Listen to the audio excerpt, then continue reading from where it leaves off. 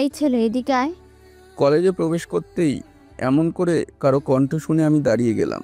আশেপাশে তাকিয়ে দেখি কয়েকটা মেয়ে বসে আছে আর আমার দিকে তাকিয়ে আছে। আসলে আজকে আমি কলেজে নতুন। এই স্মার্ট দুনিয়ায় আমি আনস্মার্ট একটা ছেলে, যার কোনো স্টাইল বা স্মার্টনেস নেই। গায়ে ঢিলে ঢালা জামা, চোখে ইয়াব বড় ফ্রেমের চশমা, সেই আদিম যুগের মতন, আর চুলগুলো তেল দিয়ে একদিকে হেলানো আছে। দেখতে একদম গাইয়া খ্যাতের মতো লাগছে। মেয়েগুলো আমার দিকে তাকিয়েছিল, যার জন্য আমি তাদের উদ্দেশ্যে জিজ্ঞেস করলাম, আমায় ডাকছিলেন?" হ্যাঁ হ্যাঁ, তোকেই। এবার আমি শিওর হলাম যে এরা আমায় ডাকছিল, আর তাই বেশিক্ষণ দাঁড়িয়ে না থেকে তাদের দিকে হাঁটা লাগালাম। তাদের সামনে এসে আমি দাঁড়িয়ে গেলাম। কিরে, কলেজে আসলি অথচ আমায় সালাম দিলি না? আমার মা বলে মেয়েদের সালাম দিতে নেই, মেয়েদের ছেলেদের সালাম দিতে হয়। আরে রাখ তোর মায়ের কথা, আমি এখানে বসে আছি আর তুই সালাম না দিয়ে চলে যাচ্ছিস। বললাম তো। কিসের বললাম? হ্যাঁ কিসের বললাম? এদিকে আয়। কোন দিকে? আমার কাছে আয়। মা বলেছে মেয়েদের কাছে যাবি না, মেয়েরা নাকি আজকাল ছেলেদের ধর্ষণ করছে। বলেছে, আর আজকে আমি করব। মেয়েটার কথায় তার পাশে থাকা বান্ধবীরা জোরে জোরে হাসতে লাগলো। এটা কি বললেন আপনি? হ্যাঁ ঠিকই বলছি। দেখি, তুই চশমা পরেছিস? বাপরে, দেখি দেখি। না না, আমি চশমা ছাড়া দেখতে পাই না। এটা কোন জন্মের চশমা রে? মনে হয় তোর দাদু তোর জন্য রেখে গেছে। না, আমার মা কিনে দিছে। এবার তুই 10 বার কান ধরে উঠবোস কর। কেন? আমি কি করেছি? আমার চশমা ফিরিয়ে দেন, আমি কিচ্ছু দেখতে পাচ্ছি না। চশমা আজ পাবি না, 10 বার কান ধরে উঠবোস কর, তাহলে পাবি। করতেই হবে। হ্যাঁ, নয়তো আমার বান্ধবীরা তোকে ধর্ষণ করবে। ওকে, করতেছি। 1 2 3 4 5 6 7 8 9 10 হয়ে গেছে। এবার দিয়ে দেন প্লিজ। চশমা নিবি? চশমা আয় নে। মেয়েটা আমার চশমা হাতে নিয়ে সেই লেভেলের হাসি দিচ্ছে, সাথে তার বান্ধবীরাও হাসছে। আমি এক আবুল ছেলে, তা আমাকে পেয়ে তারা ইচ্ছে মতন মজা করেই যাচ্ছে। প্লিজ দিয়ে দেন না, আমি চশমা ছাড়া চলতে পারি না। যা, চশমা পাবি না। আপনি যা বলবেন তা আমি তো করলাম, এবার দিয়ে দেন। যা এখান থেকে। প্লিজ আপু, দিয়ে দেন। তোকে যেতে বলছি না, যা এখান থেকে। এই তোরা রেডি হয়ে যা তো। যাচ্ছি। কি আর করার, অন্ধের মতন হাত আগিয়ে বাড়িয়ে বাড়িয়ে হাঁটতে লাগলাম। 2 থেকে 3টা উষ্টা খেয়ে পড়লাম। আমার পড়ে যাওয়া দেখে মেয়েগুলো হাসছে। একটু মায়া দয়াও কি তাদের নেই? আমি হাঁটতে না পেরে উষ্টা খেয়ে পড়ে যাচ্ছে আর তারা হাসছে। আমি এভাবে পড়তে পড়তে অবশেষে ক্লাসরুমের কাছে গেলাম, কিন্তু ক্লাস কোনটা এটাই আমি জানি না। তাই খুঁজতে লাগলাম। একটু পরে মেয়েগুলো আমার কাছে আসলো। আমার কণ্ঠ শুনে বুঝে গেল। ভাইয়া, তুমি কি ক্লাসরুম খুঁজছো? হ্যাঁ আপু, প্লিজ বলেন। অবশ্যই। আসলে সরি, আমরা চশমাটা দূরে ফেলে দিয়েছি, নয়তো দিয়ে দিতাম। কিছু মনে করিয়েন না। এবার চলেন, আমি আপনার ক্লাসরুমে পৌঁছে দিচ্ছি। ঠিক আছে, তবে আমায় শুধু দেখিয়ে দিলেই হবে। আচ্ছা, আপনি যা চান তাই হবে। এই দিক দিয়ে গিয়ে সোজা গিয়ে বামে ঘুরে একটু হাঁটলেই ওইটাই তোমার ক্লাসরুম। ধন্যবাদ আপনাদের। আসলে আমি প্রথমে আপনাদের অনেক খারাপ মনে করেছিলাম, কিন্তু আপনারা অনেক ভালো। জি ভাইয়া, আপনি অনেক ভালো। যান, এবার ক্লাসরুমে যান। হুম এই বলে মেয়েটার দেখানো পথে হাঁটতে লাগলাম। মেয়েগুলো কোথায় গেল জানি না। আমি হাঁটতে হাঁটতে আসলাম। সেই রুমে প্রবেশ করতে যাব, এমন সময় হঠাৎ আমার কাঁধে কারো স্পর্শ পেলাম। সঙ্গে সঙ্গে আমি থমকে দাঁড়িয়ে গেলাম। আরে, এদিকে কোথায় যাচ্ছেন? কথাটা শুনে বুঝতে পারলাম কণ্ঠটা মেয়েটার, কিন্তু আগের মেয়েটার মতন না, এটা আলাদা। আমি পেছনে ফিরলাম। আসলে চশমা না থাকা আমি ঝাপসা দেখছিলাম। আমি পরিষ্কার করে দেখার চেষ্টা করলাম, কিন্তু পারলাম না। তখন মেয়েটার হাতের উপর এনে আমার চোখে চশমাটা পরিয়ে দিলাম। আমি খেয়াল করে দেখলাম চশমাটা আমারই। এবার আমি সামনে থাকা মেয়েটার দিকে তাকাতেই জমে পাথর হয়ে গেলাম। কি সুন্দর চেহারা, যেন আকাশ থেকে কোনো পরি নেমে এসেছে। তার অপরূপ চেহারার দিকে তাকাতে আমি কোথায় যেন হারিয়ে গেলাম। হঠাৎ মেয়েটার কথা আমি বাস্তবে ফিরে আসলাম। আমি একটু থতমত খেয়ে গেলাম। এটা দেখে মেয়েটা একটু হাসলো। আমি তো অবাকের শেষ। একটা চমক কেটে না উঠতে আরেকটা চমক খেলাম, কিন্তু তবুও নিজেকে আটকে রাখলাম। আপনি কি এই কলেজে নতুন? জি হ্যাঁ। এদিকে কোথায় যাচ্ছিলেন? যেন মনে হচ্ছে আপনি অন্ধ। আসলে ওই মেয়েগুলো আমার চশমা কেড়ে নিয়ে ফেলে দিয়েছে, তাই আমি অন্ধ হয়ে গেছিলাম আর এই দিকে ক্লাসরুমে যাচ্ছিলাম। আমার এই কথা শুনে ওই দিকে থাকা ছেলে মেয়েগুলো হাসতে লাগলো, কিন্তু কেন আসলে এটা বুঝলাম না। ওদিকে কোনো ক্লাসরুম নেই, ওইদিকে টয়লেট। তাহলে কি মেয়েটা আমায়? হ্যাঁ, আপনার বোকা বানিয়েছে। ওর নাম নীলা, এখানকার চেয়ারম্যানের মেয়ে। কলেজে নতুন যারা আসে তাদের এভাবে র্যাগিং করে। ও, তার মানে এই গুন্ডা মেয়েটার নাম নীলা। হ্যাঁ। আপনার নাম কি? আমার নাম সুমি, ফার্স্ট ইয়ারে পড়ি। আমার নাম আশাদিন, আমি আপনার সাথেই পড়ি। ও আচ্ছা, তাহলে চলো আমার সাথে। চলেন। তারপর আমি মেয়েটার সাথে হাঁটতে লাগলাম। হাঁটতে হাঁটতে আমার ক্লাসরুমে চলে আসলাম। এসে দেখি ক্লাস শুরু হয়ে গেছে। তাই আমি বাইরে দিয়ে ভেতরে যাওয়ার জন্য স্যারের কাছে অনুমতি চাইলাম। স্যার আমার দিকে তাকিয়ে অনুমতি দিল। আমি ভেতরে এসে তো অনেকটাই চমক খেলাম। সেই গুন্ডি মেয়ে নীলা এখানে বসে আছে, তার মানে সেও আমার ক্লাসেই। তবে তাতে কি হয়েছে, আমি আমার মনের পড়াশোনা করব। এইভাবে তাকিয়ে খুঁজলাম ফাঁকা সিট, আর সবার শেষে দেখলাম একটা ফাঁকা সিট আছে। আমি ওদিক ওদিক না তাকিয়ে সোজা পিছনে চলে গেলাম আর বইয়ের ব্যাগটা রেখে বসে পড়লাম। আজকে বছরের প্রথম ক্লাস, সেজন্য পড়াশোনা বাদ দিয়ে পরিচয় নিতেই সময় কেটে গেল। সবাই সবার পরিচয় দিল, আমি আমার পরিচয় দিলাম। তারপর ক্লাস শেষে স্যার চলে গেল আর আমি ওভাবেই বসে রইলাম। তখন নীলা আর তার বান্ধবীরা বলতে লাগলো, ভাইয়া, ক্লাসরুমটা কেমন লাগলো? এই কথা বলে নীলা অনেক জোরে জোরে হাসতে লাগলো আর তার সাথে সাথে তার বান্ধবীরাও হাসতে লাগলো। আমি তাদের কোনো কথায় উত্তর না দিয়েই বসে রইলাম, কিন্তু তবুও নীলা এবং তার বান্ধবীরা আমায় নিয়ে মজা করলো। তাদের এই মজা আমার অনেক খারাপ লাগছে। এভাবে কয়েকটা মেয়ে আমায় নিয়ে হাসাহাসি করছে আর আমি বোবার মতন হাঁ করে বসে আছি, কারণ আমার কিছু করার নেই। আমি নিচের দিকে তাকিয়ে বসে আছি, তখন সুমি এসে আমার পাশে বসলো। আমি তখন কিছুটা সাহস আর শান্তিও পেলাম। কি করছো? দেখতেই তো পাচ্ছেন আমায় নিয়ে কত মজা করছে, হাসাহাসি করছে। ওদের কাজ ওরা করবে, তোমার কাজ তুমি করবা। আমি আর সুমি কথা বলতে বলতে ক্লাসে চলে আসলাম। ফলে যে যার সিটে বসে পড়ল আর আমি তো আমার সিটেই বসেছিলাম। স্যার ক্লাসে এসে ক্লাস শুরু করলো।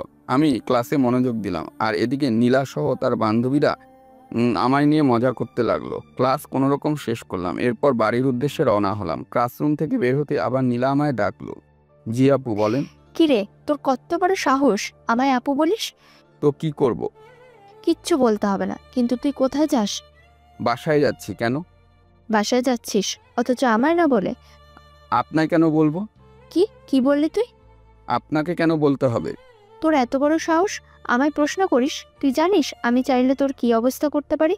আমি কি করলাম যে আমার খারাপ অবস্থা করলেন? তুই আমার মুখে মুখে কথা বলার সাহস কোথা থেকে পেলি? আমি তো শুধু আপনার কথার উত্তর দিলাম।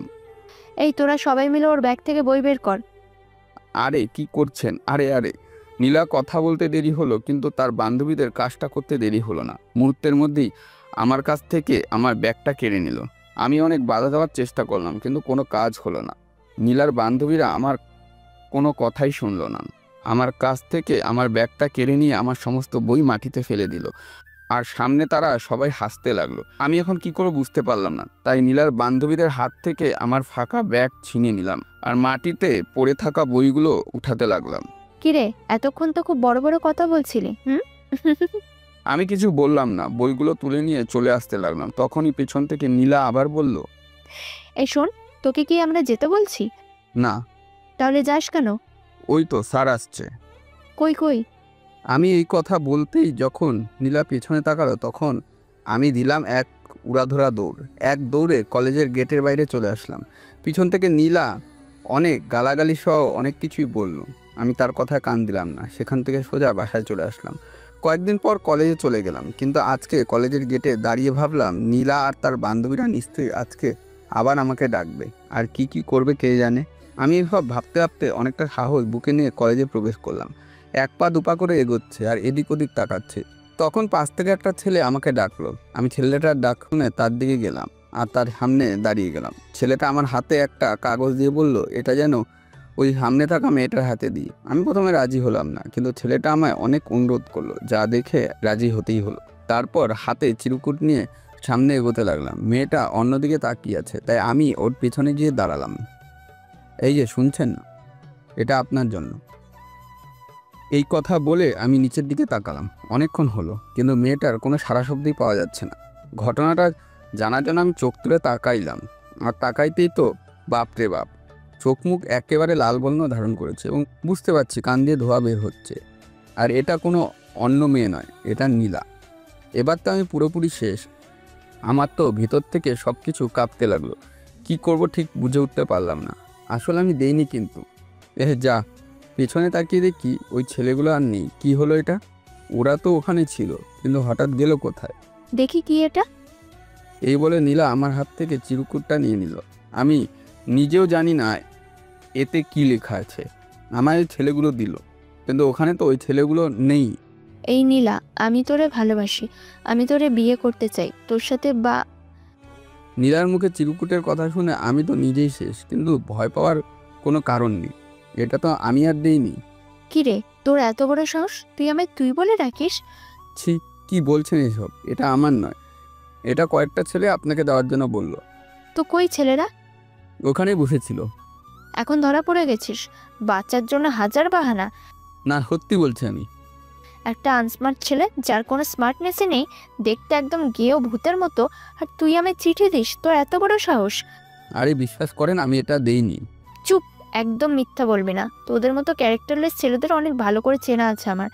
আপনার ভুল হচ্ছে। তোকে তো আজ আমি ছাড়বো না, প্রধান শিক্ষকের কাছে নিয়ে যাব। দেখুন, আমার কথা শুনুন। তোকে আজ এমন পানিশমেন্ট খাওয়াবো যাতে সারা জীবন মনে থাকে। চল। আরে আমার কথাটা তো আগে শুনবেন। চোরের মায়ের বড় গলা! আমার বাবার অনেক সম্পত্তি দেখে তোর লোভ লেগে গেছে, ভেবেছিস আমায় পটাতে পারলে সব তোর? কখনো না।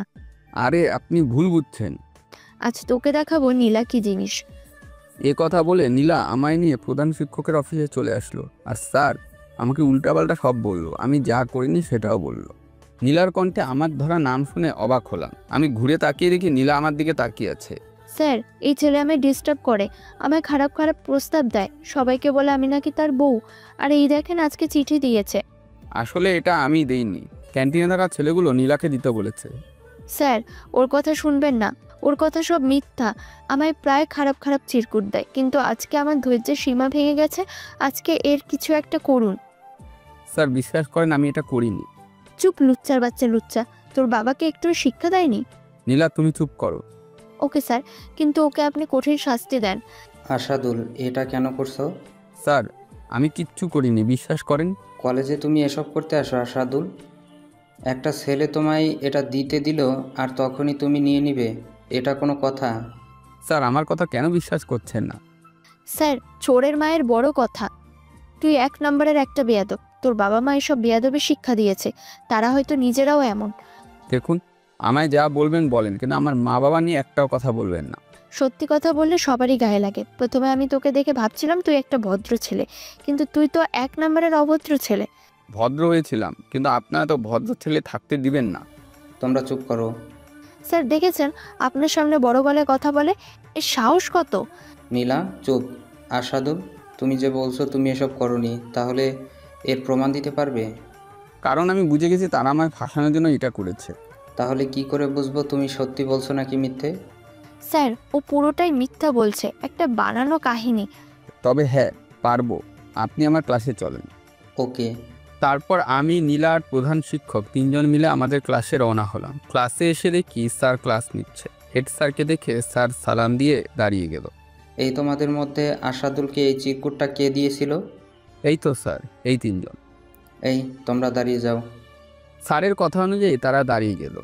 তারা সোজা সাপটা অস্বীকার করলো। আমি জানতাম তারা এটাই করবে, তবুও স্যার অনেক ভয় দেখালো, তাতেও তারা স্বীকার করলো না। এবার পুরো দোষ আমার উপর পড়লো। স্যার আমায় নিয়ে আবার বাইরে আসলো আর বলল, ওরা তো অস্বীকার করলো।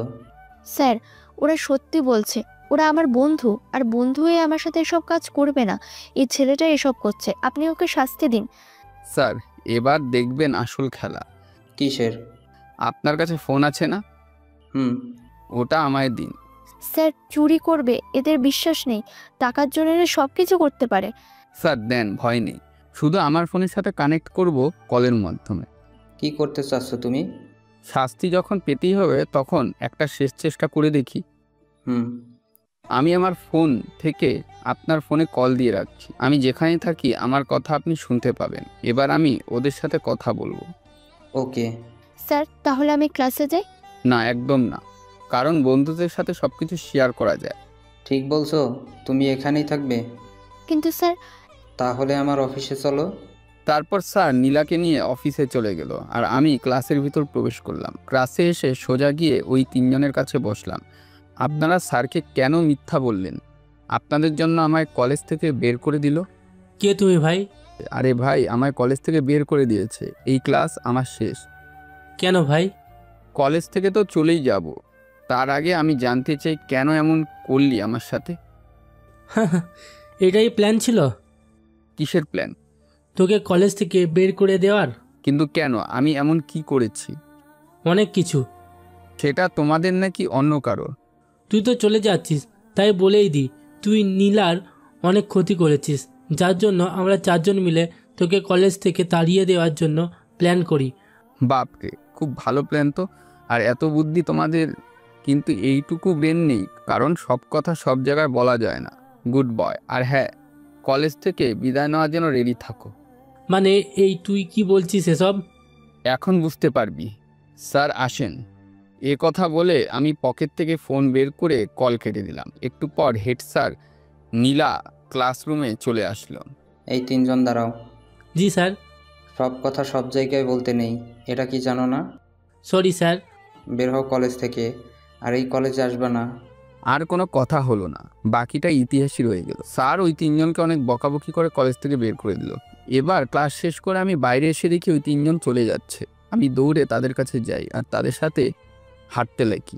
ভাই এটা বল, আমি নীলার এমন কি করেছি যার জন্য সে আমায় কলেজ থেকে বের করতে চাইছে? সব জায়গায় বলতে নেই। হ্যাঁ হ্যাঁ, আরে এখন বলতে পারিস, কোনো সমস্যা নেই। তার আগে বল, এই হেড স্যার এই সামান্য ভুল করার জন্য কেন কলেজ থেকে বের করলো?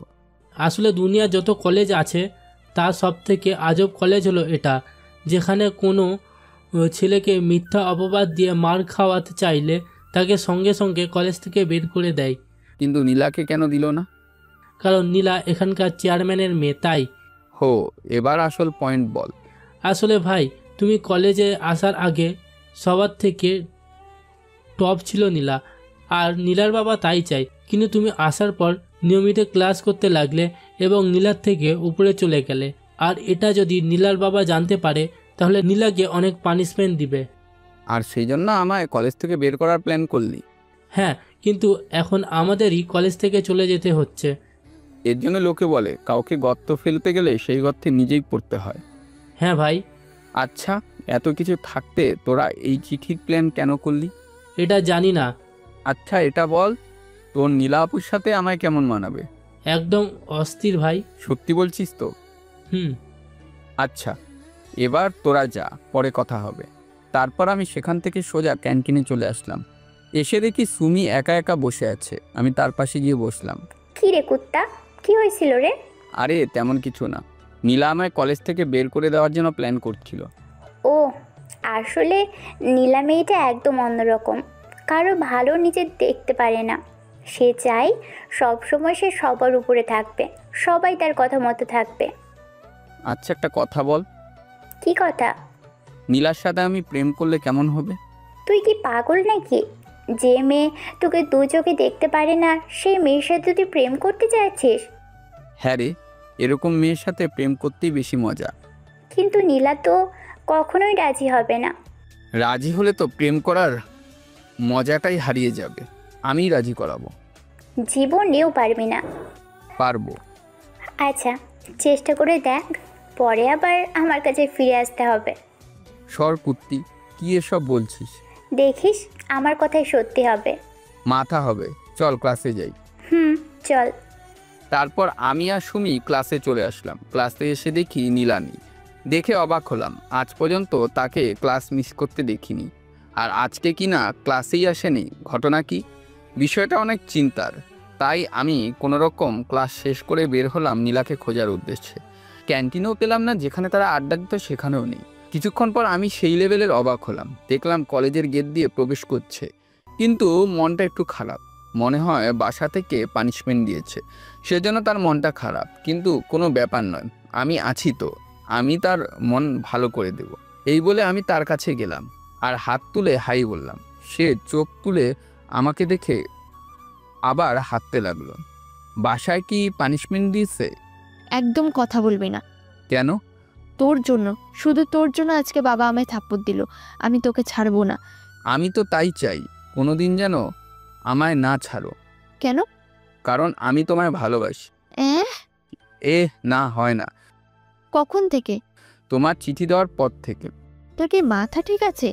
এখন পর্যন্ত তো ঠিক আছে, কিন্তু পরে কি হবে তা বলতে পারছি না। দেখ, এখন আমার মন ভালো নেই, তাই প্লিজ এখন আমার সাথে পাগলামি করিস না। মন ভালো নেই বলেই তো পাগলামি করছি, মন ভালো করার জন্য। এই, তুই কি বাংলা খেয়ে আসছিস নাকি? ছি ছি, এসব খায় না। এসবের চেয়ে তো তোমার নেশাই অনেক বেশি। তুই এখান থেকে যাবি? যাওয়ার জন্য তো আসিনি। তোকে তো আমি... কিস করতে মন চাইলে করতে পারো, নিষেধ করব না। এ তো সমস্যা কি রে? তখন থেকে কি যাতা বলে যাচ্ছিস। আমার মন ভালো নেই বলে কিছু বলছি না, কিন্তু... তোমার তো মন ভালো না থাকলেও আমার ভালো আছে, তাই আমারটা দুজন ভাগ করে নেব। বিরক্তির একটা সীমা থাকা দরকার, বুঝলি? যা এখান থেকে। আইসে ভালোবাসে। প্রথম ভালোবাসায় এমন চত্থাপ্পড় খেতে হয়। প্লিজ, তোর পায়ে পড়ি, এখন আমার মন ভালো নেই, আমি একটু একা থাকতে দে প্লিজ। মন খারাপ হলে একা থাকতে নেই, আমি তো আছি তোমার পাশে। এটাই তো আমার সব থেকে বড় কারণ। প্লিজ আমায় বিরক্ত করিস না, আমার ভালো লাগছে না। এবার বলো তুমি আমায় ভালোবাসো, তাহলে আমি চলে যাব। এই, আমি ওয়াশরুমে যাচ্ছি, তুইও যাবে নাকি? সর এখান থেকে। ও সরি। তারপর আমি সেখান থেকে সরে আসলাম। লেডি ওয়াশরুমে গেলে মাইয়াগো কেলানি নিশ্চিত, তাই সেখান থেকেই ঘুরে আসলাম। আজকে অনেক জ্বালিয়েছি নীলাকে, মন খারাপ আছে সেজন্য আমায় হয়তো কিছু বললো না, নয়তো এতক্ষণে আমার 12টা বাজিয়ে দিত। সেই দিনের মতন ক্লাস শেষ করে কলেজ থেকে বেরিয়ে আসতেই দেখি নীলার বাবা মা চেয়ারম্যান সাহেব গাড়ি নিয়ে হাজির। সবাই তো অবাক, হঠাৎ চেয়ারম্যান সাহেব কলেজে কেন আসলো। সবাই যে যার জায়গায় গিয়ে দাঁড়িয়ে গেল। আমিও মাঠের একপাশে দাঁড়িয়ে রইলাম। পকেট থেকে মাস্ক বের করে মুখে লাগিয়ে দিলাম। তখন দেখি নীলা কলেজ থেকে মাঠে আসলো। কি রে, তুই মাস্ক পরলি কেন? আরে এসব চেয়ারম্যান মেম্বারদের কাছেই বেশি ভাইরাস থাকে, তাই সেফটি লাগিয়ে নিলাম। তোর মন চাইলে তুইও পরে নে। থাক বাবা, দরকার নেই, তুই পরে বেঁচে থাক। আমি না বাঁচলে তোকে কে ভাত দিবে? আইসে। এবার এদিকে নীলা তার বাবাকে দেখে সামনে এগিয়ে আসলো। তাকে দেখে মনে হলো অনেক ভয় আছে। এবার চেয়ারম্যান সাহেব নীলাকে ডেকে নিল আর বলল, যেই ছেলের সাথে সে অমন কাজ করেছে ওকে যেন সরি বলি। এটা শুনে আমি ফিটফাট হয়ে দাঁড়িয়ে গেলাম। তখন নীলা করুণ দৃষ্টিতে আমার দিকে তাকালো আর হাঁটতে হাঁটতে এগিয়ে আসলো। Sorry. I love you. Nila আমায় সরি বলল আর আমি আস্তে করে তাকে আই লাভ ইউ বললাম। এটা শুনে নীলা একটু হাসি খুশি মতন হলো, কিন্তু সেটা অপ্রকাশিত। আর এদিকে আমার বান্ধবীর নামে কুত্তি তার পা দিয়ে আমার পায়ে বাড়ি দিল। আমি রোমাঞ্চকর দৃষ্টিতে নীলার দিকে তাকিয়ে রইলাম, আর নীলা একবার আমার দিকে তাকিয়ে আবার তার বাবার দিকে তাকালো। তারপর নীলার বাবা নীলাকে গাড়িতে উঠতে বলল। নীলা চুপচাপ উঠে পড়ল। তখন নীলার বাবা উঠে ড্রাইভারকে যেতে বলল। ফলে ড্রাইভার গাড়ি স্টার্ট দিয়ে রওনা দিল। কুত্তি, তুই আমায় লাথি দিলি। শালা, তুই যে ওকে আই লাভ ইউ বললি, এটা যদি ওর বাবা দেখতে পেতো তাহলে তোর 12টা বাজিয়ে দিত। আরে আমি কি ফিডার খাওয়া বাচ্চা? আমার তো তাই মনে হয়।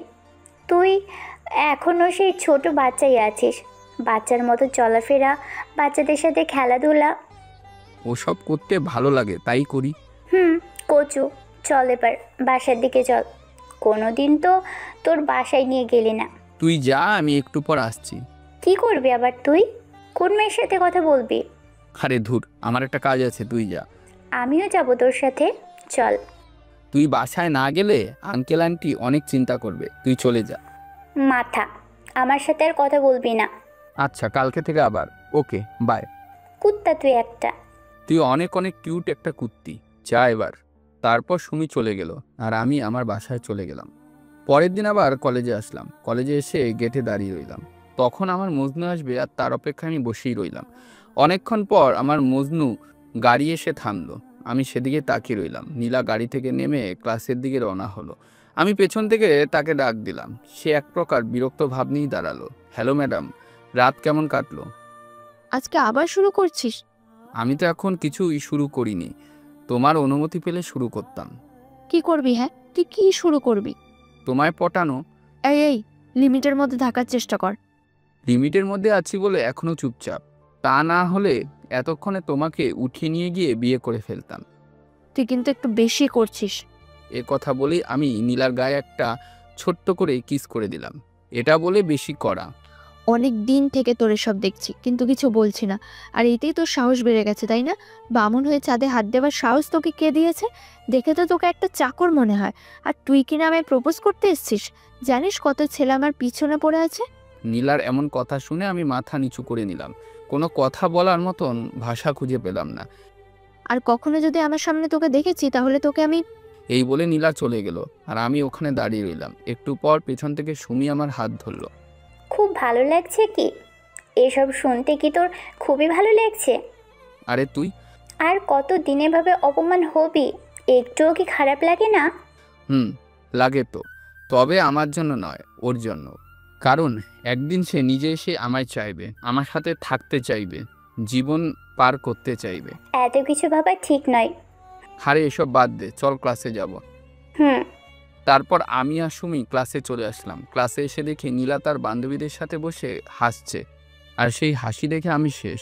মামা, আমি মরে যাচ্ছি রে। কেন? তোর কি হয়েছে? তুই কি ঠিক আছিস? আমার বুকটা ফেটে যাচ্ছে। কেন বল আমায়, হঠাৎ কি হলো? আরে মামা, ওইদিকে দেখ। নীলার হাসি দেখে তো আমি মরে যাবো রে মামা।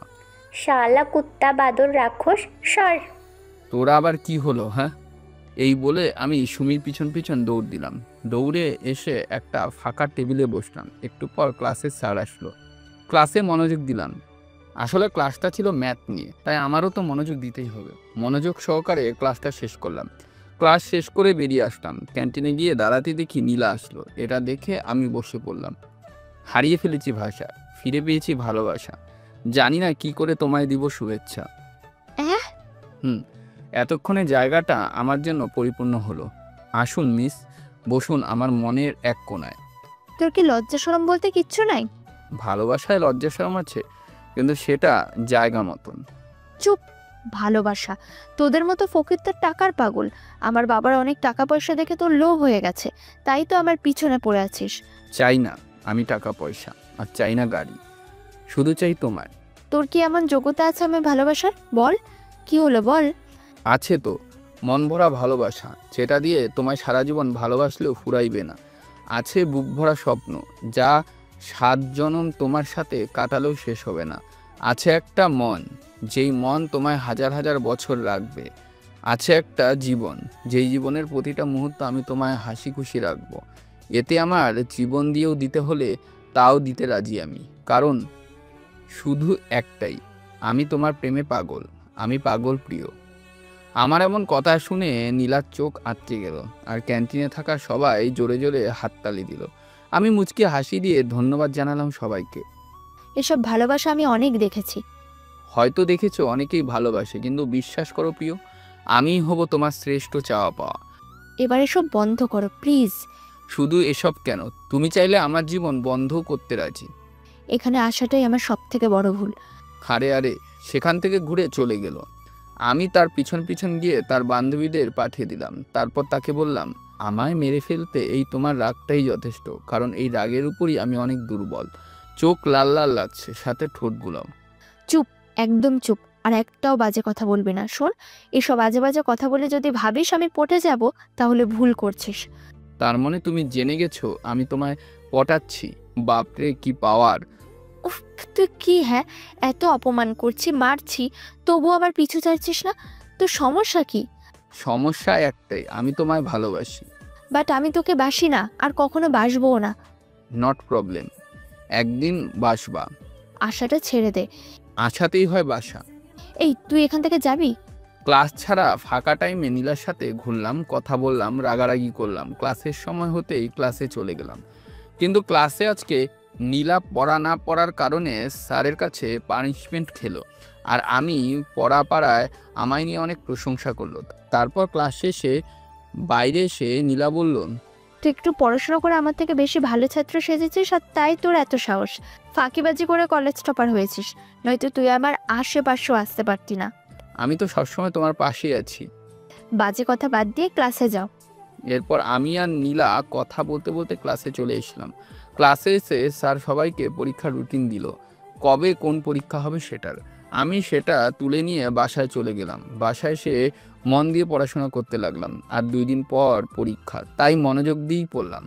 পরীক্ষার ঠিক আগের দিন রাতে সুমি আমায় কল দিয়ে তার বাসায় ডাকলো। আমি চলে গেলাম। সেখানে গিয়ে দেখি সুমি বসে আছে। আসলে সে গণিতে আটকে গেছে, তাই আমায় ডাকছে। আমি তাকে সমাধান করিয়ে দিলাম আর তারপর আবার বাসায় রওনা হলাম। রাস্তায় হঠাৎ একটা গাড়ি এসে আমার সামনে দাঁড়িয়ে গেল। আমি অবাক হয়ে তাকিয়ে রইলাম। তারপর আমি দেখি গাড়ি থেকে আমার মজনু বেরিয়ে আসলো। Hi topper, hello. কোথা থেকে আসা হচ্ছিল? কই, কোথাও না, এমনি ঘুরছি আর কি। ও, তুমি কোথায় থেকে আসছো? আর বলো না, অনেক বড় সমস্যা পড়ে গেছি। কি সমস্যা? আসলে কয়েকটা ম্যাথের সমস্যা। স্যারের কাছে গেছিলাম, কিন্তু স্যার নেই। আচ্ছা, তুমি কি আমায় 10টা মিনিট দিতে পারবে? তোমার জন্য তো হাজার হাজার বছরও দিতে রাজি। ধুর, পাগলামি করো না তো। কালকে পরীক্ষা, আজকের মধ্যে সমাধান করতে হবে। আমি করে দেব, তবে তোমার চাওয়া 10 মিনিট আমায় দিতে হবে। ওকে। দাও, খাতা দাও। আমি নীলার কাছ থেকে খাতা নিয়ে পাশের একটা দোকানে বসে পড়লাম আর ম্যাথের সমাধান করিয়ে দিলাম। তার সাথে দোকানদার চাচাকে বললাম 1 কাপ চা দিতে। ম্যাথের সমাধান করতে করতে ভাবলাম, যেই মেয়ে আমায় মানতেই পারে না, সে আজ গাড়ি থামিয়ে আমার সাথে কথা বলল। ঘটনায় কিছু আছে নাকি? কিন্তু আমি আর সেসব না ভেবে ম্যাথের সমাধান করিয়েই দিলাম। তখন নীলা আমায় ধন্যবাদ জানিয়ে একটা ছোট্ট বাটি হাতে ধরিয়ে দিল। স্যারের জন্য এটা নিয়ে এসেছিলাম, কিন্তু স্যারের কাছে তো তুমি করিয়ে দিলা, তাই এটা তোমার জন্য। আরও অনেক কাজ করিয়ে দিব, আর তার বদলে তোমায় চাইব, অন্য কিছু না। অনেক রাত হয়েছে, এবার বাসায় যাও। তারপর সেখান থেকে বিদায় নিয়ে বাসায় চলে আসলাম। নীলা আমায় বাসায় রেখে যেতে চাইলো, কিন্তু আমি নিষেধ করলাম, তাই আর সেটা করলো না। আমি বাটিটা নিয়ে গিয়ে বাসায় রেখে দিলাম। তার কিছুক্ষণ পরে আমরা শুয়ে পড়লাম। পরের দিন সকালে উঠে ফ্রেশ হয়ে পরীক্ষা দেওয়ার জন্য কলেজে চলে আসলাম। আমি এসে দেখি আমার মজনুটা এখনও আসেনি, তাই তার জন্য অপেক্ষা করলাম। একটু পর নীলা এসে গাড়ি থেকে নামলো আর আমার দিকে অবাক দৃষ্টিতে তাকিয়ে থাকলো। আমি ঠিক তার কিছুই বুঝলাম না। এই, তুমি কি ঠিক আছো? কেন? আমার আবার কি হবে? না মানে এমনি বন্ধু হিসেবে জিজ্ঞেস করলাম। শুধুই কি বন্ধু নাকি অন্য কিছু? বলো বলো। তুমি শুধু থাক, চলো। তারপর আমি আর নীলা একসঙ্গে পরীক্ষা হলে চলে গেলাম। কিন্তু কয়েকদিন থেকে নীলার আচরণ কেমন জানি অন্যরকম ঠেকছে। আগের মতন আমায় আর অপমান করে না, রাগারাগি করে না। ভাবলাম হয়তো সেও আমায় ভালোবাসতে লেগেছে, হয়তো আমাকেও পছন্দ করতে লেগেছে, সেজন্য হয়তো আমার সঙ্গে ভালো করে কথা বলে। তো আমি এর এমন আচরণে অনেক খুশি হলাম। অবশেষে ভালোবাসার মানুষকে কাছেই পেয়ে গেলাম, যাকে মন থেকে চাইলাম। তবে হয়তো পেলাম। মনে তো আমার লাড্ডু ফুটছিল, আর সেই ফুটন্ত লাড্ডু নিয়েই পরীক্ষা দিলাম। অনেক খুশি খুশি লাগছিল। বিশ্বাস হচ্ছে না যে নীলা আমায় পছন্দ করে। পরের দিন পরীক্ষা দেওয়ার সময় নীলা আমার কাছ থেকে কিছু বলে করে নিল, কিন্তু সে আমায় কিচ্ছুই বলল না। তবু আমি আমার মতন করেই লিখলাম। পরীক্ষা শেষ করে বাইরে আসলাম। নীলা হাসতে হাসতে বাইরে আসলো। তার হাসি দেখেই তো আমি অজ্ঞান হয়ে গেলাম।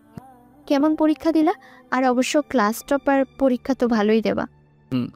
তা তো অবশ্যই ম্যাডাম। প্রথম দুটো তো ভালোই দিলা, কালকে থেকে আসতে পারলে তো দেবা। কেন? তুমি আমায় বিয়ে করে আটকে রাখবে নাকি? না, কার ভাগ্যে কি আছে কেউ বলতে পারে? আমার ভাগ্য তুমি আছো, এটা সত্যি। সেটা সময় হলেই দেখা যাবে। আজকে বাই, অনেক কাজ আছে আমার। তারপর নীলা আমাদের বিদায় জানিয়ে চলে গেল। আমি আর সুমি কথা বলতে বলতে রাস্তা দিয়ে হাঁটছি। কিছু দূর যাওয়ার পর সুমিকে তার বান্ধবীর সাথে পাঠিয়ে দিলাম, আর আমি একা একা বাসার দিকে যেতে লাগলাম। রাস্তা একা হাঁটছিলাম, হঠাৎ আমার সামনে একটা গাড়ি এসে দাঁড়িয়ে গেল। আমার চোখ উপরের দিকে করে তাকিয়ে দেখি গাড়িতে কয়েকটা ছেলে মুখে মাস্ক পরে আছে। আমায় দেখে তারা সবাই নেমে গেল। আমি কিছু বুঝে ওঠার আগে আমাকে আচ্ছা মতন কেলানি দিতে শুরু করলো। প্রথম তাদের একটু বাধা দিতে সক্ষম হলেও পরে টিকতে পারলাম না। তারা আমায় ইচ্ছে মতন মেরে চলে গেল। অনেক মারার ফলে আমি অজ্ঞান হয়ে গেলাম। তারপর কি হয়েছে জানি না। অনেকক্ষণ পর চোখ খুলে দেখি আমি হাসপাতালে শুয়ে আছি। আমার পাশে বসে আছে সুমি। আমি নিজেকে সামনে নিলাম। তারপর সুমিকে জিজ্ঞেস করলাম, আমায় এখানে কে আনলো? আমি। প্রতিদিন তুই আমায় আগে বাসে পাঠিয়ে তুই কোথায় যাস এটা জানার জন্য আমি চুপি চুপি তোর পিছনে পিছনে যেতে লাগি। কিন্তু আমি তোর কাছে যেয়ে দেখি কয়েকটা ছেলে তোকে মেরে গাড়িতে উঠে চলে গেল। আমি তখনই দৌড়ে গিয়ে তোকে জড়িয়ে চিৎকার শুরু করি। আমার চিৎকার শুনে আশেপাশের মানুষেরা এগিয়ে আসে, তারপর তোকে হাসপাতালে নিয়ে আসি। আসলে আমি এক জেলে পরিবারের ছেলে। আমার বাবা পেশায় মাছ ধরে। কলেজ থেকে অনেকটা দূরে আমাদের বাসা। অনেক ইচ্ছে ছিল বড় কলেজে পড়াশোনা করার, কিন্তু টাকার অভাবে হয়ে ওঠেনি। অনেক কষ্ট করে এই কলেজে ভর্তি হই, কিন্তু আমার বাবা মা চাইতো যে কলেজে কাউকে আমি আমার পরিবারের কথা জানাই। তাই আমি কাউকে আমার বাবার নাম বা আমার বাসার অ্যাড্রেস বলতাম না, এমনকি তোকেও না। পাগল, পৃথিবীতে কারো পেশাই ছোট না, সবাই সমান। তোর বাবা মাছ না ধরলে আমাদের মতো বড় লোকরা কোথায় মাছ পেত? হুম। তোর বাবা মা আসতেছে, আমি ফোন করেছিলাম। তুই নাম্বার পেলি কোথায়? তোর ফোন চেক করছিলাম যে তোর পরিবারের কাউকে জানাবো, তখন তোর বাবার নাম্বার পাই। ও, কিন্তু ওরা কারা, যাকে তোকে মারলো? আর কেনই বা মারলো? সেটা তো আমি বুঝতে পারছি না। আর আমায় মারতে পারলে? কে ওরা? ওদের সাথে তোর কোনো শত্রুতা আছে নাকি? আরে আমি ওদের প্রথম দেখেছি। সত্যি বল কিন্তু। আরে সত্যি, তোর কসম। আর তোর কসম করে কখন আমি মিথ্যে বলেছি বল? তা তো বুঝলাম, কিন্তু ওরা কেন তোকে মারতে চাই? সেই প্রশ্ন তো আমারও। আমি ওদের এমন কি ক্ষতি করেছি? জানি না, তবে কালকে পরীক্ষা আছে, আর আজকে তোর হাত ভেঙে গেল। কিভাবে পরীক্ষা দিবি? আমার আগের বাসায় নিয়ে চল। এখন কি করে তোকে বাসায় নিয়ে যাই? তোর শরীরের অবস্থা খুব একটা ভালো না। তবু আমি বাসায় যাব। যাবি তো? ঠিক আছে, আঙ্কেল আন্টি এসে পৌঁছক, তারপর যাস। হুম। তারপর আমি বেডের উপর শুয়ে ঘুমিয়ে পড়লাম। ক্লান্ত লাগছে, যার জন্য খুব সহজেই ঘুম ধরে গেল। অনেকক্ষণ পর সুমির ডাকে ঘুম ভাঙলো। চোখ তুলে তাকিয়ে দেখি আমার বাবা মা দাঁড়িয়ে আছে। তাদের সাথে কথা বললাম আর বললাম আমি বাসায় যাব। তখন আমার বাবা হসপিটালের ডাক্তারের সাথে কথা বলে আমার বাসায় যাওয়ার জন্য সব ঠিকঠাক করলো। এরপর একটা গাড়ি ঠিক করে বাসায় চলে গেলাম। বাসায় এসে আমি আমার রুমে গিয়ে শুয়ে পড়লাম। পুরো শরীর অনেক ব্যথা, কোনো কিছুই করতে ভালো লাগছে না। ঘুমের ওষুধ খাওয়ার কারণে ঘুমও চলে আসলো। রাতে খাওয়ার জন্য আম্মু ডাকলো, কিন্তু আমি উঠে না করে দিলাম। না খেয়ে আবার ঘুমিয়ে গেলাম। পড়াশোনা আর করা হলো না। কালকে পরীক্ষা, অথচ রাতে একটু পড়া হলো না। আর হবেই বা কী করে? এমন শরীরে কি করে পড়বো?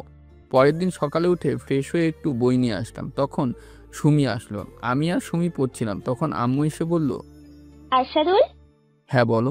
তোর পড়ার টেবিলে একটা বাটিতে একটু খাবার ছিল, ওটা কার? আমায় কেন? ওটা খাবার পর থেকে নাকি সিয়াম পায়খানা করতে করতে শেষ হয়ে যাচ্ছে। কি বলছো এসব? কালকে খাবার পর থেকে এমন অবস্থা। কিন্তু ওটা তো আমার নীলা দিয়েছিল। মানে তোকে কেন নীলা খাবার দিবে? আসলে সেদিন রাতে ওর সাথে রাস্তায় দেখা হয়েছিল, আর আমি একটা ম্যাথ সমাধান করে দিয়েছি বলে আমায় দিয়েছিল। কিন্তু আমি না খেয়ে আমার চাচাতো ভাইকে দিয়েছিলাম। যে মেয়ে কখনো তোকে মেনে নিতেই পারেনি, আর সে তোকে খাবার দিল আর তুই নিয়ে নিলি? যদি কিছু মিশিয়ে রাখে, মানে রেখেইছে তো। এক মিনিট। পরীক্ষার আগের দিন নীলা আমায় খাবার দেয়, আর সেই খাবারে কিছু একটা মিশায় যাতে পরের দিন আমি পরীক্ষা দিতে না পারি। আর পরের দিন আমায় কলেজে দেখে নীলা সেই অবাক হয়েছে, কারণ সে জানতো আমি ওটা খেলে অসুস্থ হব। কিন্তু আমার কিছুই যখন হলো না, তখন পরীক্ষার পরে আমায় বলল আমি নাকি কালকে মানে আজকে পরীক্ষা দিতে যেতে পারবো না। তার মানে সে জানতো যে আমার কিছু একটা হইব, নীলাই তোকে মারার জন্য লোক পাঠাইছে। যাতে আমি পরীক্ষা দিতে যেতে না পারি আর নীলা কলেজে টপার হয়। আমি প্রথমেই তোকে বলেছিলাম, ও খুব খারাপ একটা মেয়ে, নিজেকে সবার চেয়ে বড় করতে যা ইচ্ছে করতে পারে। আমি ভাবতেও পারিনি নীলা টপার হওয়ার জন্য আমার সাথে এমন ব্যবহার করবে। হুম আমার খোঁজ নেওয়া, রাস্তায় দেখা হলে কথা বলা, আমার সাথে মিষ্টি ভাষায় কথা বলা, এমনকি ভালোবাসা দেখানো, এই সব কিছুই ছিল নাটক। শুধু কলেজে টপার হওয়ার জন্য এসব কিছু করলো। এতক্ষণে তুই এটা বুঝলি? আমি জানতাম নীলা তোর সাথে অভিনয় করছে। মানুষ যে এতটা নিচে নামতে পারে তা আমি আগে জানতাম না। এখন কি করবি? ওর জন্য তো আমি আমার জীবনটা দিতে রাজি ছিলাম, কিন্তু ও আমায় মারার জন্য ছি ছি ছি। পরীক্ষার সময় হয়ে যাচ্ছে, চল। নীলা এইসব কাহিনী দেখে আমার মন ভেঙে গেল, অনেক কষ্ট হলো বুকে। তবুও নিজের কষ্ট নিজের কাছেই রেখে পরীক্ষা দেওয়ার জন্য রেডি হয়ে বেরিয়ে পড়লাম। আমি আর সুমি একসঙ্গে কলেজের দিকে রওনা হয়ে গেলাম। কিছুক্ষণের মধ্যে কলেজে এসে পৌঁছেও গেলাম। কলেজে এসে আমি আর নীলার জন্য অপেক্ষা করলাম না, সোজা পরীক্ষা হলে ঢুকে গেলাম। আমার সিটে আমি বসে পড়লাম। কিছু ভালো লাগছিল না আমার, তাই মন খারাপ করেই বসে রইলাম। নিচের দিকে তাকিয়ে আছি, তখন সুমি এসে আমার কাঁধে হাত দিল। আমি চোখ তুলে তাকিয়ে দেখি সুমি। আমার দিকে তাকিয়ে সুমি আমার পাশে বসলো আর বলল, মন খারাপ করিস না রে। আরে কিসের মন খারাপ, এমনিতেই শরীর খারাপ, তাই ভালো লাগলো না। আমি জানি কেন তোর মন খারাপ। আরে ওসব কিছু না। বাদ দে, সময় হয়ে গেছে, থাক। আমি আমার সিটে গেলাম, মন দিয়ে পরীক্ষা দে। ওকে যা। তারপর সুমি উঠে তার সিটে গিয়ে বসলো। তারপর নীলা এসে আমার দিকে এক অবাক দৃষ্টিতে তাকালো। আমি এবার তার দিকে তাকিয়ে আবার নিচের দিকে তাকালাম। আমার হাতে ব্যান্ডেজ, কপালে ব্যান্ডেজ। এটা দেখে নীলা হয়তো অনেকটাই অবাক হয়ে গেছে, কিন্তু সে নিজেই তো এটা করেছে। লোক পাঠিয়ে আমায় মারতে চায়, আর এখন সে সাধু সাজা হচ্ছে। এসব নাটক আর আমার ভালো লাগছে না। আমি আর নীলার দিকে না তাকিয়ে মনোযোগ দিলাম পরীক্ষার খাতায়। মন দিয়ে পরীক্ষা শেষ করলাম। শেষে আমি আর সুমি বাসার দিকে রওনা হলাম। তখন পেছন থেকে নীলা আমায় ডাকলো। ইচ্ছে না থাকা সত্ত্বেও দাঁড়িয়ে রইলাম। কি ব্যাপার? হ্যাঁ, প্রতিদিন পরীক্ষা শুরু হওয়ার আগে আমার জন্য অপেক্ষা করো, কিন্তু আজকে করনি কেন? মন চাইনি। আর তোমার এই অবস্থা কেন? কি হয়েছে? হাতে মাথায় ব্যান্ডেজ লাগানো কেন? নীলার এমন প্রশ্ন দেখে আমি অবাক হলাম। তার চোখের দিকে তাকিয়ে রইলাম। যে নিজেই আমার এমন অবস্থা করলো, আর সেই জিজ্ঞেস করছে কি হয়েছে। কি আজব পাবলিক। এমন করছো যেন কিছুই জানো না। জানি না বলেই তো জিজ্ঞেস করলাম, কি হয়েছে? না তেমন কিছু না, এমনিতেই। বলো কি হয়েছে। বললাম তো কিচ্ছু না। আর আমার এখন ভালো লাগছে না, আমি বাসায় যাব। কিন্তু আমার কথাটা তো আগে শোনো। বাই। আরে আরে শোনো। আমি নীলার কোনো কথা না শুনে সুমির সাথে হাঁটতে লাগলাম। পিছনে নীলা অবাক দৃষ্টিতে আমার দিকে তাকিয়ে রইল। তবু আমি কিছু বললাম না। মুখে কিছু প্রকাশ না করলেও মনে মনে অনেক ঝড় বয়ে যাচ্ছে, যেটা না পারছি সইতে আর না পারছি কাউকে কইতে। সুমিকে বিদায় জানিয়ে আমি আমার বাসায় চলে আসলাম। মন আর শরীর কোনোটাই ভালো লাগছিল না, তাই রুমে গিয়ে একা একা শুয়ে পড়লাম। বারবার সেই সব ঘটনাগুলো চোখের সামনে ভাসতে আছে। মানুষ কতটা বেঈমান হতে পারে। আমার দুর্বলতাকে সে কাজে লাগালো, আমার দুর্বলতায় সে সুযোগ নিল। এসব ভাবতে ভাবতে বিকেল হয়ে গেল। বিকেলে আজ আর কোথাও ঘুরতে গেলাম না, বাসায় মন খারাপ করেই বসে রইলাম। পরের দিন আবার কলেজে গেলাম আর নীলার সাথে কোনো রকম কথা বললাম না। এইভাবেই 4টা পরীক্ষা শেষ হয়ে গেল, কিন্তু একদিনও নীলার সঙ্গে কথা বললাম না। কিন্তু নীলা আমার সাথে কথা বলতে চায়। পরের দিন আবার পরীক্ষা দিতে যাই এবং পরীক্ষা শেষ করে বাসায় আসার সময় নীলা এসে আমার পথ আটকালো। আমি তাকে এড়িয়ে যেতে চেয়েও পারলাম না, কারণ নীলা সেরকম সুযোগই দিল না। এই তোমার সমস্যা কি? হ্যাঁ, যখন আমি তোমায় ঘৃণা করতাম, হাজারবার অপমান করতাম, মারতাম, তখন তুমি হাজার এসে আমাকে বলতে ভালোবাসি। কিন্তু আজ আমি তোমার কাছে যেতে চাইছি আর তুমি পালিয়ে যাচ্ছ। তোমার সমস্যা কি? কিছু কিছু মানুষের থেকে পালিয়ে যাওয়াটাই সব থেকে শ্রেয়। কিন্তু আমার কাছ থেকে কেন পালাচ্ছ? নিজেকে জিজ্ঞেস করো, উত্তর পেয়ে যাবে। মানে? বাই। এ কথা বলে আমি সেখান থেকে হাঁটতে লাগলাম। সাথে সুমিও ছিল। সেখান থেকে সুমিকে তার বাসায় দিয়ে আমি আমার বাসায় চলে আসলাম। আর এভাবেই প্রত্যেকটা পরীক্ষা শেষ করলাম। পরীক্ষা শেষ করে বাসায় বসে থাকলাম না, ঘোরাঘুরি করতে করতে বাইরে গেলাম। এতে আমার মনটাও ভালো হবে আর পরিবেশটাও পাল্টানো হবে। তাই বাসায় বসে না থেকে বাইরে থেকে ঘুরে আসলাম। আজকে আমাদের রেজাল্ট দিবে। আমি কলেজে যেতে চাইছিলাম না, কিন্তু সুমির কথায় যেতে হলো। আমি আর সুমি কলেজে চলে আসলাম।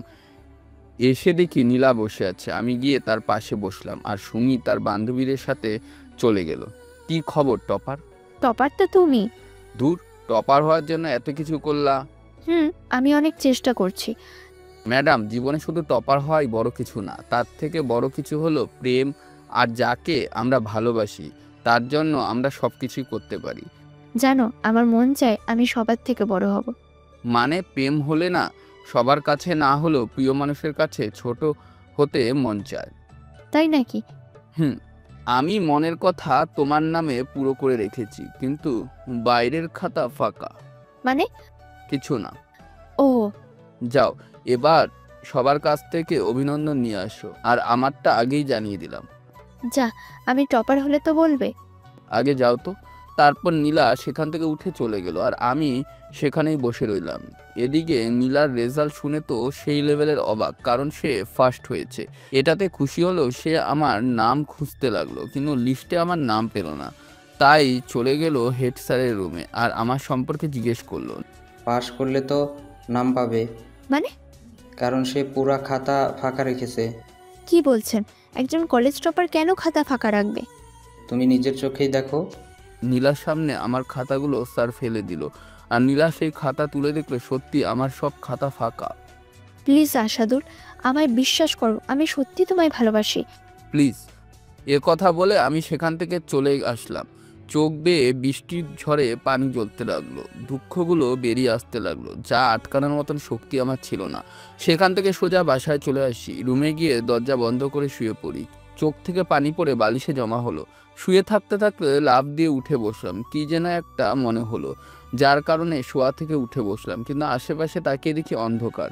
আসলে বিকেল হয়ে গিয়েছে আর আমার রুমের দরজা সব বন্ধ আছে, যার কারণে আমার ঘর পুরা অন্ধকার। আমি সেখান থেকে উঠে গিয়ে দরজা খুলে দিলাম, তারপর ফ্রেশ হয়ে বাসাতেই বসে রইলাম। কিছুক্ষণ পর দরজায় টোকা পড়লো। আমি ঠিক দরজা খুলে দিয়ে দেখি সুমি দাঁড়িয়ে আছে আর তার পিছন নীলা দাঁড়িয়ে আছে। সুমিকে দেখে আমি একটু খুশি হয়েছিলাম, কিন্তু পেছনে নীলাকে দেখে যেন আমার সেই খুশিটা হারিয়ে গেছে। দরজা ওভাবেই রেখে আমি আবার ভেতরে এসে বসলাম। সুমির সাথে সাথে নীলা আমাদের বাড়িতে প্রবেশ করলো। সুমি, তুই আসবি তো আসবি, একা আসবি, তুই কেন অন্য কাউকে নিয়ে আসতে গেলি? কেন? আমি আসলে কি ক্ষতি তোমার? ক্ষতির বিষয় না, কিন্তু তুমি কেন বিশ্বাস করছো না? আমি তোমায় সত্যি সত্যি অনেক ভালোবাসি। আমি কি করছি? হ্যাঁ, অহংকারের মাথায় একটা ভুল করে ফেলেছি, যার কোনো ক্ষমা নেই। নীলা এসব বলতে লাগলো, এমন সময় আম্মু এসে উপস্থিত হলো। আম্মু নীলাকে দেখে তো অনেকটাই রেগে গেল। আরে সুমিমা, কখন এলে? এই তো আন্টি, এক্ষুনি এলাম। তো এই মেয়েটা কে? আন্টি, এর নাম হচ্ছে নীলা। নীলা? যে নীলা পরীক্ষায় ফার্স্ট হওয়ার জন্য আমার ছেলেকে। আরে আম্মু, আমি আম্মুকে বলতে না দিয়ে থামিয়ে দিলাম। নীলা মাথা নিচু করে নিল। এই মেয়ে, তুমি কি চাও? হ্যাঁ, আমার ছেলের জীবন নিয়ে খেলার অধিকার তোমায় কে দিয়েছে? আন্টি, আমি কেন আপনার ছেলের জীবন নিয়ে খেলতে যাব? কেন আপনারা আমায় বিশ্বাস করছেন না? আমি এসব কিচ্ছু করিনি। আশাদুলকে মারার জন্য না আমি লোক পাঠিয়েছি, আর না তাকে মারতে চেয়েছি। শুনি, এসব জানলো কি করে? আমি বলছি, সে দুপুরে আমার বাসায় আসে। প্রথমে আমি তাকে অনেক অপমান করি, পরে সে আমার কাছে জানতে চাই তোর সাথে ঠিক কী কী হয়েছে। তখন আমি বলে দিই, তারপর সে তোর বাসায় আসতে চাই। দেখো আশাদুল, আমি বিশ্বাস করো, আমি এসব কিছু করিনি। তুমি আমি ভুল বুঝছো। তোমায় যদি আমি মারতে চাইতাম, তাহলে এখন ভালোবাসার অধিকার নিয়ে তোমার কাছে ছুটে আসতাম না। আশাদুল, আরও মনে হচ্ছে নীলা সত্যি বলছে, কারণ পরীক্ষার অনেক আগে থেকেই নীলা তোর প্রতি দুর্বল হয়ে পড়ে।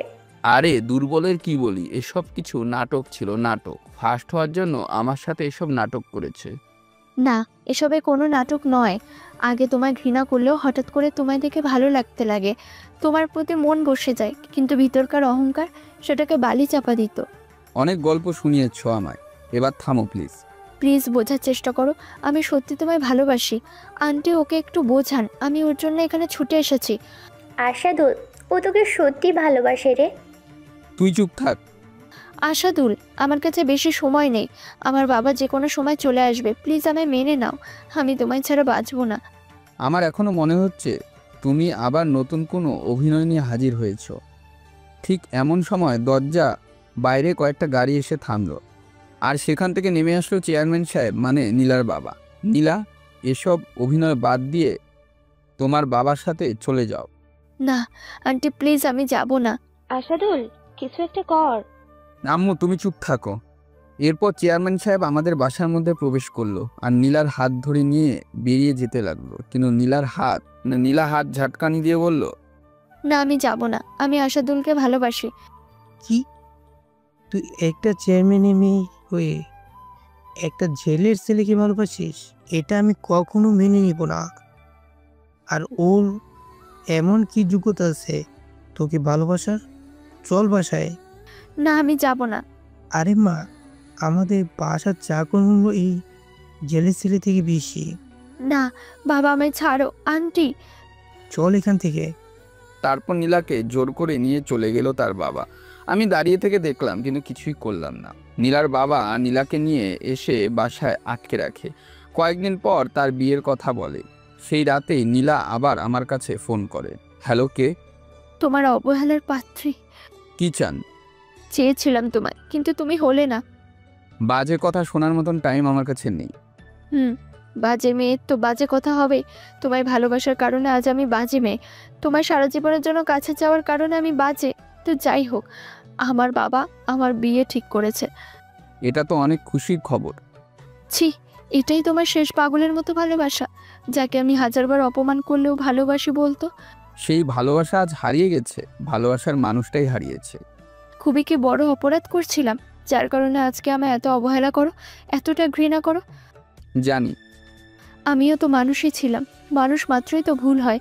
আমার ভুল ক্ষমা করে কি মেনে নিতে পারতে না? হয়তো না। খুব ভালোবাসি আর সারা জীবন বেসে যাব, তবে তোমার মতো পাথর কখনো হব না। হয়তো এখন চলে যাচ্ছি, তবে তোমার জন্য আমার মনের দরজা সবসময় খোলা থাকবে। মন চাইলে আসতে পারো। চাইবেও না। আমার অভাবটা এখন বুঝতে পারছো না, কিন্তু আমি চলে গেলে বুঝবা। জানি না। আমার একটু অহংকার ছিল, তোমার সবসময় খারাপ চোখে দেখতাম। তোমার থেকে বেশি নম্বর পাওয়ার লোভে একটু পাগলামি করে বসে, কিন্তু এটার শাস্তি যে তুমি এভাবে দেবে কখনো ভাবিনি। ভেবে চিনতে কোনো কাজ হয় না, ভাবনার বাইরে সবকিছু হয়। ঠিক বলেছ। আমি ভেবেছিলাম আমি তোমার কাছে গেলে হয়তো সব অভিমান ভুলে আমায় বুকে টেনে নেবে, কিন্তু তুমি আমায় তাড়িয়ে দিয়েছো। এটাই ঠিক মনে হয়েছে। জানো, ছোটবেলা থেকে কোনো কিছুর কমতি আমার বাবা রাখেনি, যার জন্য কখনো কান্না করিনি, কিন্তু আজকে প্রথম তুমি নাই বলে কান্না করি। ও, জানি তোমার কাছে আমার এসব কথা হয়তো অভিনয় মনে হবে, কারণ তোমার কাছে তো আমি অভিনেত্রী। কিন্তু জানো, আজ মনে হচ্ছে তুমি আমার সাথে ভালোবাসার অভিনয় করেছো, আমায় ভালোবাসা শিখিয়ে দূরে ঠেলে দিয়েছো। এক সময় আমিও তোমার জন্য ঠিক এতটাই পাগল ছিলাম, কিন্তু তুমি আমায় ব্যবহার করেছো। আমিও তো মানুষ, ভুল তো আমারও হতে পারে নাকি? যাই হোক, অনেক রাত হয়েছে, এসব বাদ দাও। কালকে তোমায় দেখতে আসছে। আর কি? কিচ্ছু না। তুমি আমায় যতই ঘৃণা করো না কেন, তুমি মন থেকে আমায় এখনো ভালোবাসো, আর তাই তো আমায় অন্য কারোর সাথে মানতে পারবে না। কে বলেছে পারবো না? অবশ্যই পারবো। আমার মন বলছে। এসব কথা বাদ দাও। আর বাই। এই শোনো। কি? একটা কথা মনে রেখো, এখনো পর্যন্ত আমি তোমারই আছি, আর মৃত্যুর আগে পর্যন্ত তোমারই থাকবো। আমার জীবনে আর দ্বিতীয় কোনো পুরুষ থাকবে না। আসার আগেই আমি চলে যাব, তবে তার আগে পর্যন্ত আমি তোমার জন্য অপেক্ষা করব। ফিরে এসো প্লিজ। সম্ভব নয়।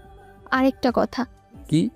আগে তো সারাক্ষণ আমার পিছনে ঘুরতে আর একটা কথাই বলতে, আর আজ আমি তোমার জীবন থেকে চলে যাওয়ার সময় বলছি ভালোবাসি, এই জীবনের চেয়েও বেশি ভালোবাসি। এই বলে নীলা ফোনটা কেটে দিল আর বিছানায় পড়ে কান্না করতে লাগলো। পরের দিন পাত্রপক্ষ নীলাকে দেখতে আসলো, কিন্তু ছেলের আগে ছেলের বাবা এসেছে। তবে এটা কোনো সাধারণ মানুষ নয়, এ একজন মন্ত্রী। চেয়ারম্যান সাহেব অনেক খুশি তার মেয়ের বিয়ে মন্ত্রীর ছেলের সাথে হচ্ছে, আর হয়তো তার প্রমোশন পাক্কা হবে, ভবিষ্যতে মন্ত্রী হওয়ারও সুযোগ পাবে। এসব দিক দিয়ে বিবেচনা করে মন্ত্রী সাহেব অনেক খুশি। মন্ত্রী সাহেব মানে পাত্রপক্ষের বাবা এসে চেয়ারম্যান সাহেবের সাথে কথা বলছে, তখন সিঁড়ি বেয়ে নেমে আসলো এক পরী। নিচে এসে মন্ত্রী সাহেবকে সালাম দিলেন। এরপর মন্ত্রী সাহেব নীলাকে বসতে বললেন। নীলা মাথা নিচু করে বসে পড়ল, সবার আড়ালে চোখ দিয়ে অঝোর অশ্রু ঝরছে। এরপর চেয়ারম্যান সাহেব অনেক আনন্দের সাথে বলল, মেয়ে আমার মাশাআল্লাহ অনেক পছন্দ হয়েছে, তা আমার ছেলেকে কি দেখার প্রয়োজন আছে নাকি? আরে মন্ত্রী সাহেব, আমার তো ভাগ্য ভালো যে আমার মেয়েকে আপনার পছন্দ হয়েছে। এরপর আপনার ছেলেকে দেখার প্রয়োজন আমার নেই। হা হা, তবুও একবার দেখে নেন। এই তোরা আমার রাজকুমারকে ডেকে দে তো। এবার দরজা দিয়ে আসতে লাগলো মন্ত্রী রাজু কুমার, যা দেখে আপনারা সহ চেয়ারম্যান সাহেবও অবাক হবেন। চেয়ারম্যান সাহেবের চোখ ফিরিয়ে দরজার দিকে তাকাতেই তো তার চোখ আটকে গেল। সে জমে পাথর হয়ে গেল, কারণ সেই রাজকুমার ছিল আমি নিচেই। কালো প্যান্ট, কালো জুতা, গায়ের উপর কালো কোট, হেয়ার স্টাইল সেই লেভেলের, দেখতে পুরো হিরো হিরো। আসসালামু আলাইকুম। আমার কণ্ঠ শুনে নীলা বুঝতে পারল, আর সে এক চমকে আমার দিকে তাকালো, আর এটা দেখে মনে হলো তার গায়ে বিজলি বয়ে গেল। বসা থেকে আস্তে আস্তে দাঁড়িয়ে গেল। আমি তাকিয়ে দেখি নীলার দুই চোখ পুরোই লাল হয়ে গিয়েছে। আমি একটু মুচকি হাসি দিলাম। আশাদুল, তুমি? আসাদুল চৌধুরী। আমি তো কিছু বুঝতে পারছি না। এই জেলের ছেলে? হ্যাঁ, জেলের ঘরের ছেলে বলে তুমি তার ভালোবাসাকে অপমান করছো। আজ আমার নিচু ঘরের হওয়ার কারণে তোমায় যদি অপমান করি, কিন্তু আমি তো আপনার ছেলের সাথে আমার মেয়ে বিয়ে দিচ্ছি। এটাই আমার সেই একমাত্র ছেলে, সেই অনেক বছর আগে হারিয়ে যাওয়া ছেলে। মানে? ওসব পরে বলবো, শুভ কাজে দেরি করতে নেই। নীলামা, তোমার কি আমার ছেলেকে পছন্দ হয়েছে? যার অভাবে আমার পৃথিবীটা অন্ধকার হয়ে যাচ্ছিল, আর আজ তাকে আমি বিয়ে করতে রাজি আছি কিনা এটা তাকে জিজ্ঞেস করো। আচ্ছা বাবা, মনে হয় মেয়ে রাজি নয়, তাহলে আরেকটা মেয়ে দেখা হোক, চলেন। মেরে ফেলবো একদম। তোর অনেক কিছু আমি মেনে নিয়েছি, আর না। কি মেয়ের বাবা, সবার সামনে পাত্রকে তুই করে বলে? শ্বশুর আব্বা, আমি কি আপনার ছেলের সাথে একটু আলাদা কথা বলতে পারি? আসলে ওর কিছু একটা দরকার। বাবা, বিয়ের আগে এসব করা ঠিক নয়। তওবা তওবা। হ্যাঁ, বিয়ের পর তার কি কি দরকার সেগুলো মিটাও। একবার শুভ কাজটা শেষ করা যাক। আপনার যা ইচ্ছে। চেয়ারম্যান সাহেব আর কি বলবে, কারণ সে যে যে আশা রেখেছে এখন বিয়ে না দিলে সেসব কিছু ভেসে যাবে, তাই রাজি হয়ে গেল। এরপর আমার আর নীলার বিয়ের দিন তারিখ ঠিক হয়ে গেল। সবাইকে মিষ্টিমুখ করিয়ে আমার বাসায় চলে আসলাম। সারাদিন পার করে রাতে রুমে এসে আমি বসে পড়লাম, কিন্তু কেন জানি না ভালো লাগছে না। সব কিছু ঠিকও হয়ে যাওয়ার পরেও ভালো লাগেনি। অনেকক্ষণ পর মনে হলো এবার নীলার সাথে দেখা করে আসি, তার সাথে একটু কথা বলে আসি। অনেক দিন হলো তার সাথে সামনাসামনি কথা বলি না। যেই ভাবা সেই কাজ। আমি রুম থেকে বেরিয়ে আসলাম, আর গ্যারেজ থেকে বাইক বের করে আমি নীলার বাসার দিকে রওনা হয়ে গেলাম। গেটের সামনে এসে দেখি দারোয়ান দাঁড়িয়ে আছে। আমি তাকে আমার পরিচয় দিই আর বলি আমি নীলার হবু বর। তখন দারোয়ান চুপি চুপি গেট খুলে দিল। এরপর আমি বাইক রেখে আমি দারোয়ানকে ডাক দিলাম আর জিজ্ঞেস করলাম নীলা কোন রুমে থাকে। তখন সে রুম দেখে দিল। অনেক রাত হয়ে গেছে, তাই ভেতরের দরজা বন্ধ। নীলার কাছে যেতে হলে আমাকে শর্টকাট উপায় অবলম্বন করতে হবে, নয়তো সম্ভব হবে না। কোনো কিছু না ভেবে বুদ্ধি করে নিলাম, আর তা অনুযায়ী আমি নীলার রুমের সামনে উঠে গেলাম। আস্তে আস্তে তার রুমের ভিতরে প্রবেশ করে দরজা লক দিয়ে তার খাটের পাশে চেয়ারে বসে তার অবুঝ চেহারাটার দিকে এক দৃষ্টিতে তাকিয়ে রইলাম। কি সুন্দর এক মায়াবী চেহারা। ঘুমিয়ে আছে তো দেখে মনে হচ্ছে একদম অবুঝ শিশু। চুলগুলো এসে তার চোখের উপর পড়ল। আমি আমার হাত দিয়ে সরিয়ে দিলাম।